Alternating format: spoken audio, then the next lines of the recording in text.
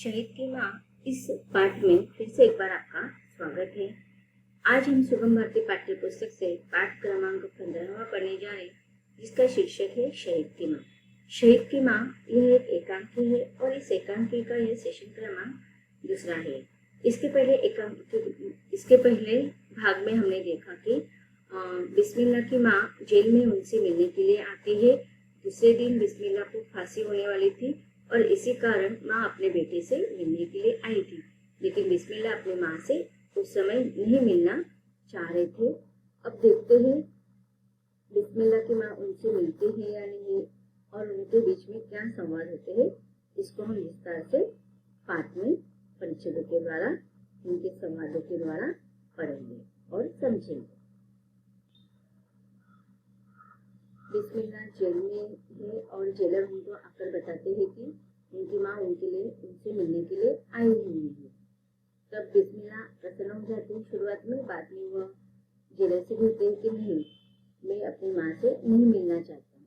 तब वो क्या कारण बताते हैं कि केवल एक दिन की मेरी इस जिंदगी को देखकर माँ को कितना दुख होगा, इसे आप नहीं जान सकते, समझ सकते हो।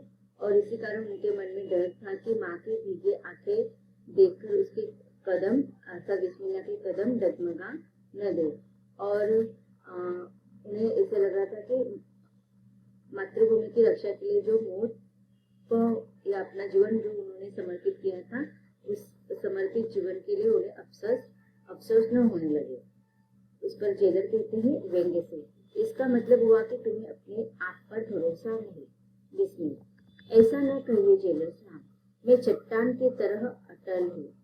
ईश्वर को अर्पित की गई किसी के फूल की मुस्कान मेरी रग रग में है।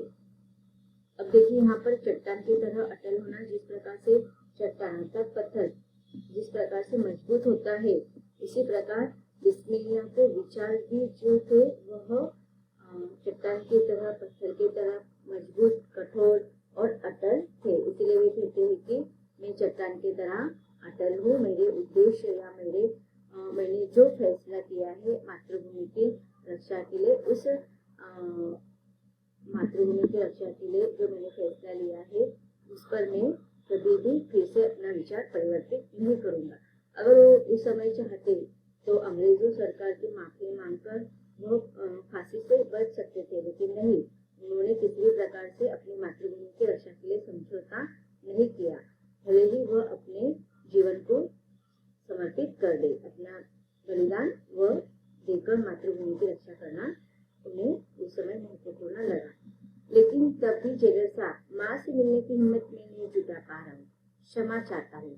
माँ से भी मेरी ओर से क्षमा मांग लेना, मैं उनसे नहीं मिल सकूंगा। एकाएक राम प्रसाद बिस्मिल्लाह की वृद्ध माँ प्रवेश करती है। वेशभूषा जो है उनका साधारण है। माँ प्रवेश करते हुए, क्या कह रहा है राम प्रसाद, माँ से नहीं मिलेगा? मुझसे नहीं मिलेगा तो जरा एक बार मेरी ओर देखकर कहना तो सही। बिस्मिल्लाह आश्चर्य से, माँ तुम? माँ, हाँ मैं ही तो हूँ।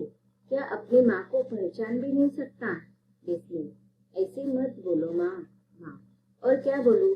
अपने देश का ऐसा दीवाना बना कि जन्म देने वाली अपनी माँ को भी भूल गया। मुझसे मिलने को भी तेरा जी नहीं चाहता। बिस्मिल्लाह, मुझे गलत मत समझो माँ, मेरा मतलब यह नहीं था। मैंने तो माँ बात काटकर स्नेह से, अब रहने भी अपनी सफाई, मैं सब जानती हूँ। तू अपनी माँ को भले ही भूल जा, पर मैं अपने बेटे राम प्रसाद को खूब जानती हूँ। तूने सोचा होगा कि तुझे इस हाल में देखकर मुझे शायद दुख होगा। तुझे मौत की गोद में देखकर मेरी आंखों से परनाले बहने लगेंगे। बिस्मिल्लाह, हाँ माँ, मेरा मतलब यही था। माँ, मैं सोच भी नहीं सकती बेटा कि तुझसे अपनी माँ को पहचानने में भूल कैसे हो सकती है। कैसे भूल गया कि मैं राम प्रसाद बिस्मिल की माँ हूँ। जिस भारत माँ के लिए तू कुर्बान हो रहा है, वह अकेली तेरी ही माँ नहीं, वह तो मेरी भी माँ है, तेरी बुजुर्गों की भी माँ है, इस सारे देश की माँ है। अब देखिए यहाँ पर बिस्मिल के माँ की जो महानता है वह दिखाई दे रही है। माँ का हृदय अपने बेटे के प्रति एक विशिष्ट भावुकता अपने बेटे के प्रति होती है, लेकिन यहाँ पर बिस्मिल की जो माँ है उसे अपने बेटे की फांसी पर जाने, मातृभूमि के रक्षा के लिए फांसी पर जाना यह उसे सर्वश्रेष्ठ कार्य लगता है और उसे अभिमान है। इसीलिए वह कहती है कि तू ऐसे कैसे भूल सकता है, मैं कौन हूँ, मैं राम प्रसाद बिस्मिल की माँ हूँ, जिसका दिल और जिसके ध्येय चट्टान के समान अटल है। ऐसे राम प्रसाद बिस्मिल की मैं माँ हूँ। और जिस भारत माता के लिए तुम बलिदान दे रहे हो, कुर्बान हो रहे, वो केवल बिस्मिल की माँ नहीं है, वह पूरे देश की माँ है, वह मेरी भी माँ है, वह हमारे बुजुर्गों की अर्थात हमारे पूर्वजों की भी माँ है। एक माँ, अब देखिए उसने केवल एक या दो बेटे को जन्म दिया है, इसलिए वो माँ हुई, लेकिन हमारी मातृभूमि ने करोड़ों बेटों को जन्म दिया है, करोड़ों सुपुत्रों को जन्म दिया है, और ऐसे करोड़ों लाखों सुपुत्रों में से केवल बिस्मिल्लाह जैसे गिने चुने सुपुत्र ही अपनी माँ की रक्षा के लिए बलिदान दे रहे हैं, और इस बात से उसे गर्व है, अभिमान है।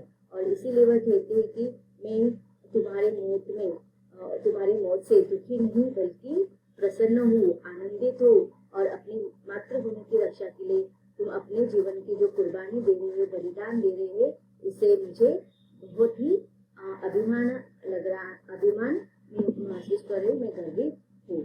आगे वह कहती है बिस्मिल भावेश में, मैंने समझा था कि माँ अन्य साधारण स्त्रियों की तरह मैं भी रोने चिकने लगूंगी। तूने यह क्यों सोचा कि जिस माँ ने तुझे बचपन से त्याग, वीरता और देश प्रेम का पाठ पढ़ाया है, वह आज अपनी मेहनत को फलते फूलते देखकर फूली न समाएगी। आज का दिन मेरे लिए सबसे बड़ी खुशी का दिन है। अब देखिए बहुत ही महत्वपूर्ण जो संवाद है या जो महत्वपूर्ण सेंटेंस है इस संवाद में दिया गया है कि एक माँ जो अब सर्वसाधारण स्त्रियों की भांति नहीं है। अब देखिए सर्वसाधारण स्त्री अपने बच्चों के प्रति इतना सेंसिटिव होती है, इतना भावुक होती है कि बच्चे अगर चलते चलते थोड़ा सा गिर भी जाए, थोड़ा सा मामूली अगर उनको जख्मी हो जाता है तो माँ रोना धोना शुरू कर देती है, इतना टेंशन लेती है। तो ऐसे सर्वसाधारण स्त्रियों के भांति बिस्मिल की माँ बिल्कुल भी नहीं थी। उसे अपने बेटे के मौत पर बिल्कुल भी अफसोस नहीं था, नहीं वह सर्वसामान्य स्त्रियों की भांति रोना धोना उसको बिल्कुल भी पसंद नहीं था। उसने बचपन से ही अपने बेटे को त्याग, वीरता और देश प्रेम के पाठ पढ़ाए थे। तो बचपन से ही जो माँ अपने बेटे को इस प्रकार के पाठ पढ़ाती है, वह माँ अपने बेटे के मातृभूमि की रक्षा के लिए बलिदान होने पर वो क्यों अफसोस करेगी ना। और इसीलिए वह कहते हैं कि जिस माँ ने तुम्हें बचपन से त्याग, वीरता और देशप्रेम का पाठ पढ़ाया है, आज इतने वर्षों के बाद, इतने समय के बाद उसकी मेहनत का फल उसे मिला है, और यह दिन उसके लिए सबसे बड़ी खुशी का दिन है। बिस्मिल, मुझे अपने विचारों के लिए अफसोस है माँ। नहीं मेरे लाल, आज के दिन किसी का अफसोस न कर, तो कुर्बानी के राह पर जा रहा है। मेरे बच्चे, अफसोस मुझे है कि मेरा दूसरा बेटा अभी छोटा क्यों है। अब देखिए धन्य है ऐसी माँ जो एक बच्चा उसके मातृभूमि की रक्षा के लिए उसको फांसी होने वाले कुछ चंद घंटों के बाद उसके बेटे की मृत्यु उसके सामने है, फिर भी वो चाहती है कि उसका दूसरा बेटा भी मातृभूमि की रक्षा के लिए वह बलिदान पर चढ़ा दे, और इस बात से उसे अफसोस है कि वह बेटा अभी बहुत छोटा है। बिस्मिल, विश्वास रखो माँ, तुम्हारे इस बेटे के बलिदान से अनेक राम प्रसाद पैदा होंगे। वह दिन दूर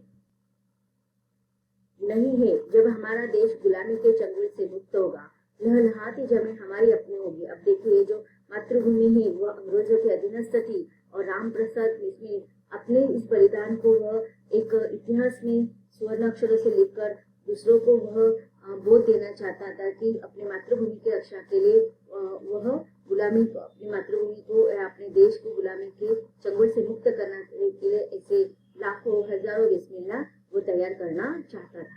माँ, कितना शुभ होगा वह दिन। बिस्मिल, हाँ माँ, कुछ ठहकर।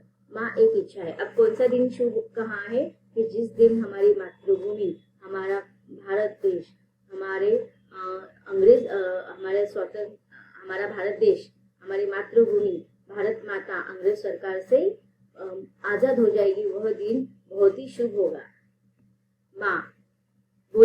बोल बेटे, बोल क्या इच्छा है, मैं तेरी हर इच्छा पूरी करने की कोशिश करूंगी। बिस्मिल।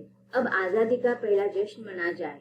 जब आजादी का पहला जश्न मनाया जाए, मेरी तस्वीर को ऐसी जगह रख देना जहाँ से मैं सारा जश्न उस तस्वीर के जरिए देख सकूं, लेकिन मेरी तस्वीर को कोई न देख सके। अब देखिए यहाँ पर बिस्मिल ने अपने माँ को, राम प्रसाद बिस्मिल ने अपने माँ को मृत्यु से पहले अपनी एक अंतिम इच्छा बताई है, और वह इच्छा थी कि वह चाहते थे कि जब भारत आजाद होगा, स्वतंत्र होगा, और उस समय जो भारत का पहला जश्न मनाया जाएगा, स्वतंत्रता का जो जश्न मनाया जाएगा, उस जश्न को देखने के लिए वो स्वयं नहीं होंगे, तो उस समय उनकी तस्वीर ऐसी जगह पर रख दी जाए जहां से उस तस्वीर को भारत के आजादी का वह जश्न दिख सके, जिसके माध्यम से स्वयं बिस्मिल्लाह उस तस्वीर के माध्यम से अपने मातृभूमि की आजादी का जश्न देख सके। और वह और एक बात कहता है कि मैं तस्वीर के माध्यम से अपनी मातृभूमि की आजादी का जश्न जरूर देखूंगा, लेकिन मेरी तस्वीर किसी न कोई न देख पाए। अब उसकी तस्वीर क्यों न देख पाए, उसका कारण भी वो आगे बता रहा है। माँ, ऐसा क्यों मेरे लाल, मैं तेरी तस्वीर को ऐसी जगह रखना चाहती हूँ जहाँ से सारी दुनिया उसे देख सके। बिस्मिल। नहीं माँ, ऐसा मत करना, मेरी तस्वीर को देखकर लोगों को मेरी याद आ जाएगी, उनकी आंखें गीली हो जाएगी, मेरे देश को आजादी मिले और मेरे देशवासी उस दिन आंसू बहाए, यह सहन नहीं होगा, यह सहन नहीं हो सकेगा माँ।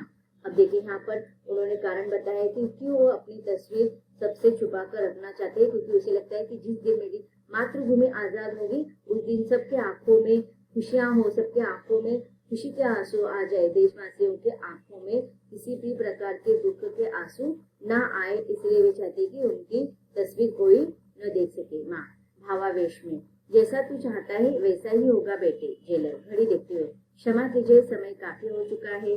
माँ अपनी साड़ी के पल्लू में बंधे हुए कुछ बेसन के लड्डू निकालती है।